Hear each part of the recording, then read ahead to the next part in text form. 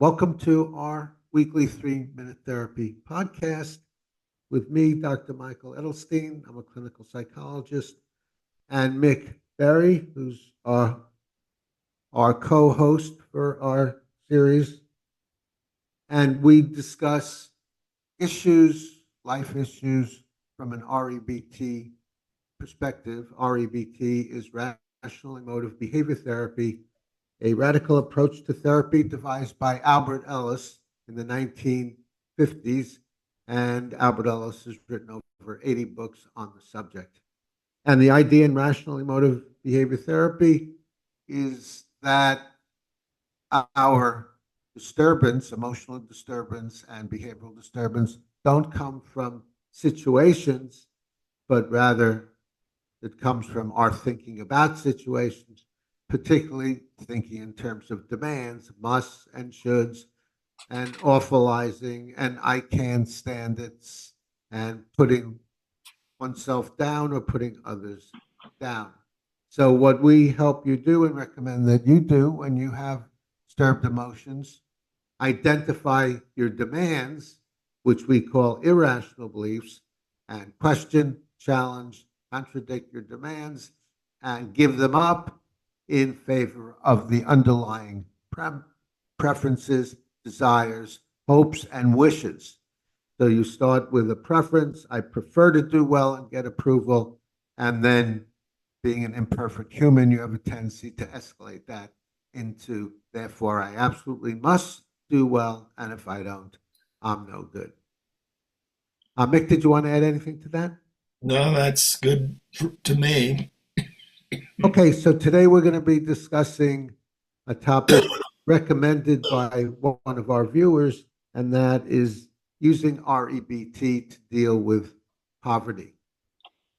And so the first question is, using the problem separation technique, you have a practical problem, which we won't address in detail, which is you have little money available to pay rent and to buy clothes and buy food.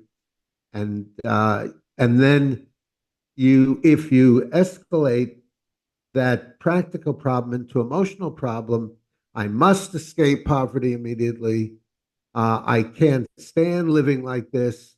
I must not feel stressed about my low money situation. I'm no good. I'm a worthless loser because I don't have much money.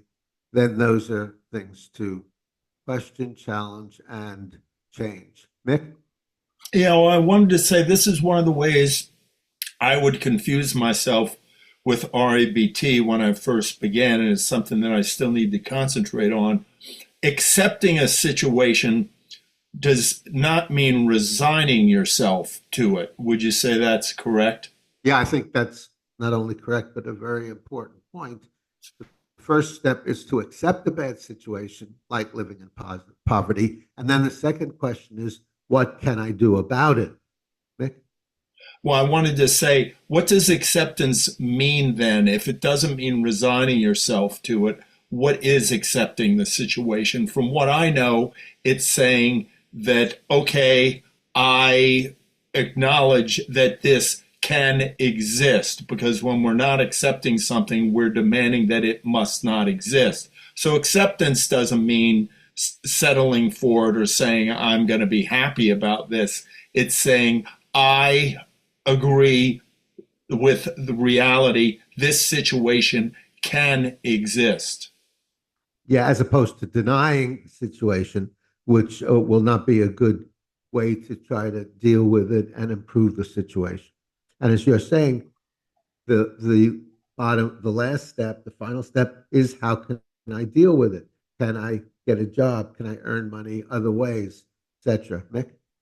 Well, I wanted to say, I forgot what I was going to say. Oh yeah, you said denying reality. Would you say that demanding that a situation such as poverty not exist is denying reality? Yeah, that's Okay. denying of reality. You, Right. you go so far as to say that's a denial of reality. Yeah, Right. good point. Yeah. And we know that denial does not, I don't know if there's any instance where it assists anybody. Right. And another type of denial, as I mentioned earlier, is I can't stand living in poverty. Well, that obviously is a denial of reality because obviously you're standing it, hasn't killed you. When you're dead, you can say, I can't stand it, but that's not going to work. So you can ask yourself, what's the evidence? I can't stand what I'm standing. And what you really mean is I'm standing it poorly, not that I'm not standing it or I can't stand it. Yeah.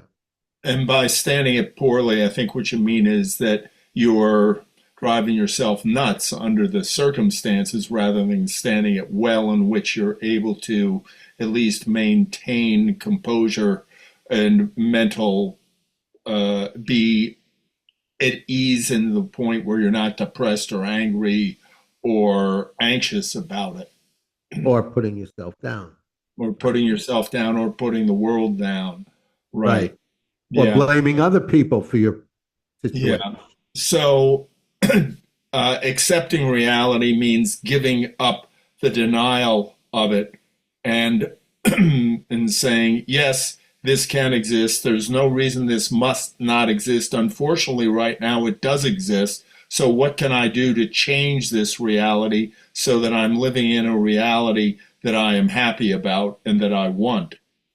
Yeah, exactly. And one of the things you can do to change the reality is make a plan to get a job, even if it's a low level job, a dishwasher in a restaurant, if they still have those people doing those things, and start with a low level job and see if you can work your way up.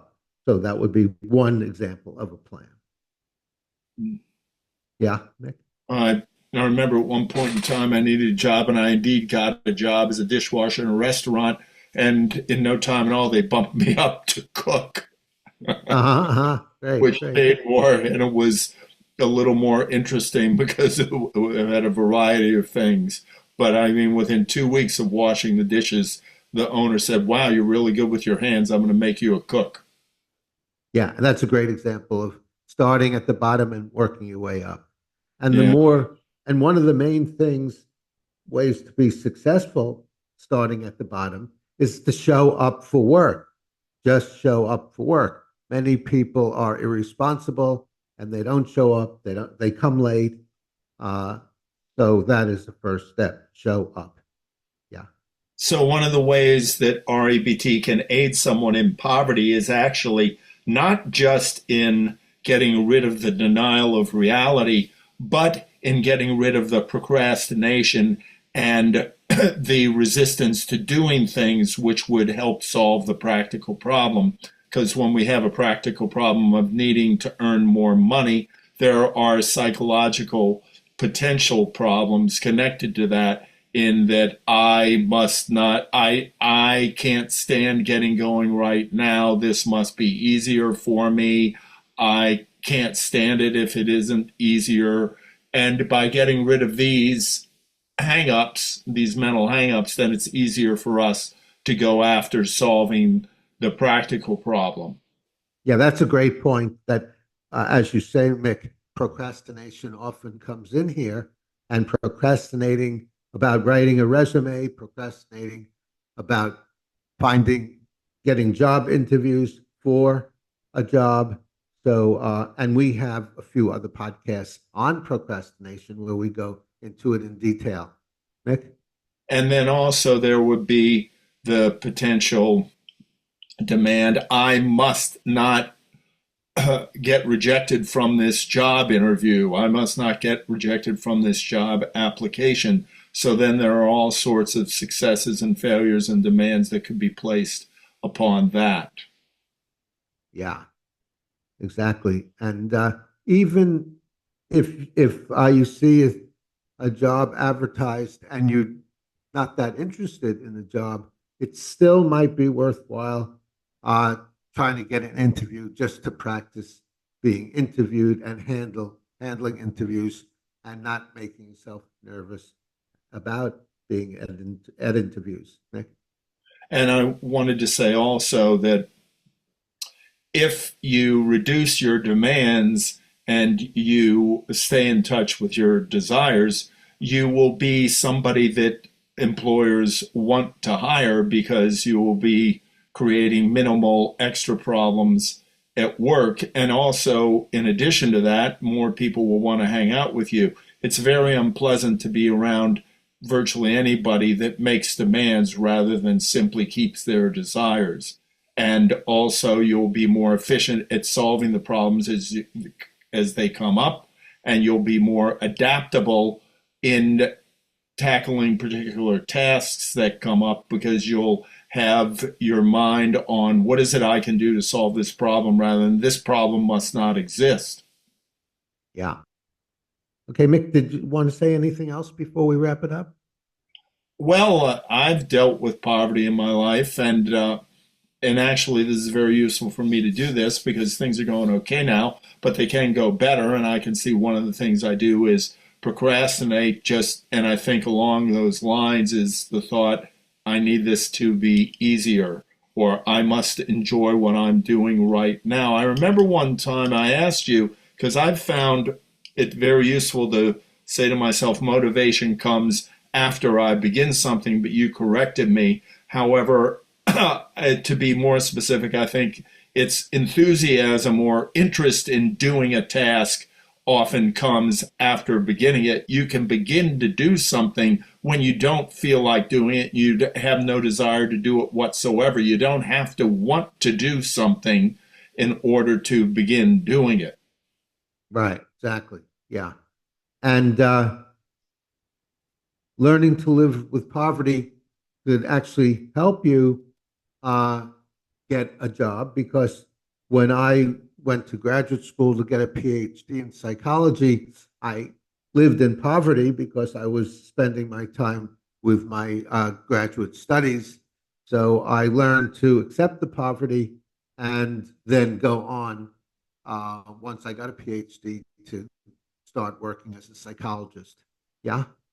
And I think also it's important to talk about what we mean by poverty because you were not in abject poverty. You were not living on the street with no food to eat. That would be about as bad as poverty gets, I think. But if we have a roof over our head and food to eat, as you said, we can then do something which would we would benefit from in the long term and put up with a situation. Well, I've got enough food to eat right now. I can deal with this. Some people might call it poverty, but I just call it sustaining myself while I move towards my goal. And, it's interesting also, we talk about poverty in terms of money, but there is poverty of enjoyment in life. There is poverty of interesting things to do in life. There is poverty of lack of passion. I know some people that don't find anything in their life particularly interesting. And so I can end with this quote that I once heard. Some people are so poor, all they have is money. Yeah, yeah, very good, very good. And Okay.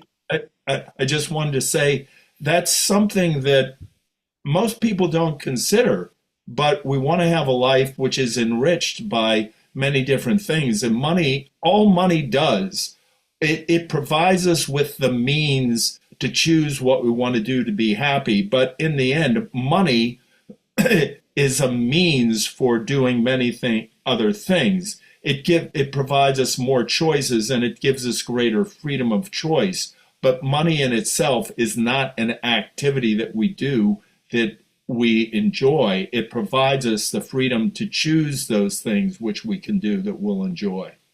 Yeah, that's true. And you choose what you would enjoy. Some people enjoy amassing a lot of money. So it's up to you what you enjoy. And whatever it is, identify what you enjoy and work toward it. Yeah. And along those lines, some people don't find accumulating a mass of money to be enjoyable, so they find other things, and the money is simply a means to do those other things. Yeah. And working hard is a means to amassing money. So there's sub means and final means, final goals. Yeah, working intelligently and not just hard. which Yeah. is something I have to remind myself of. Yeah. Okay, very good. Thanks, Mick. Thanks for your great participation here. And I want to thank the viewer who suggested this subject to us. And also, I'd like to thank Chris Rossini, our tech engineer. Comment below if you have suggestions for future podcasts or you'd like to be a guest. We haven't had a guest for a long time, so it'd be great to have a guest. And suggest subjects for future podcasts. Give us a thumbs up if you like this. And subscribe to the 3 Minute Therapy podcast to do what, Mick? To stay on the rational side of life, the rational side of poverty, and the rational side of wealth.